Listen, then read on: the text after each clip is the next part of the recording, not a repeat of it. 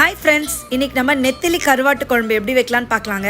ஒரு சட்டியில் நல்லெண்ணெய் விட்டுக்கோங்க. அதுக்கப்புறம் கடுகு வெந்தயம் பொரிஞ்சதுக்கப்புறம் சின்ன வெங்காயம், பெரிய வெங்காயம், பூண்டு, கருவேப்பிலை போட்டு நல்லா வதக்கிக்கோங்க.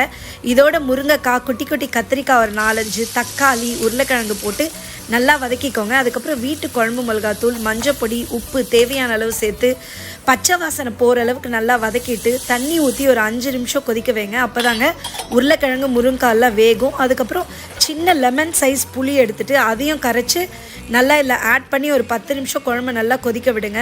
குழம்பு நல்லா திக்கானதுக்கப்புறம் கழுவி க்ளீன் பண்ணி வச்சுருக்க நெத்திலி இதில் சேர்த்துட்டு ஒரு 5 நிமிஷம் சிம்மில் வச்சு கொதிக்க வைங்க. குழம்ப ரொம்ப கலராதிங்க, அப்போ நெத்திலி கரைஞ்சிடும். அதுக்கப்புறம் இன்றைக்கி பார்த்திங்கன்னா நம்ம இதில் வேக வச்ச முட்டையும் சேர்க்குறோம். இந்த முட்டை இந்த கருவாட்டு குழம்போடு வெந்து சாப்பிட சூப்பராக இருக்குங்க. ஃபைனலாக பார்த்திங்கன்னா கடுகு வெந்தயம் வறுத்து அரைச்ச பொடியை சேர்த்துக்கிட்டு நல்லெண்ணெய் விட்டு இறக்கிட்டா சூப்பரான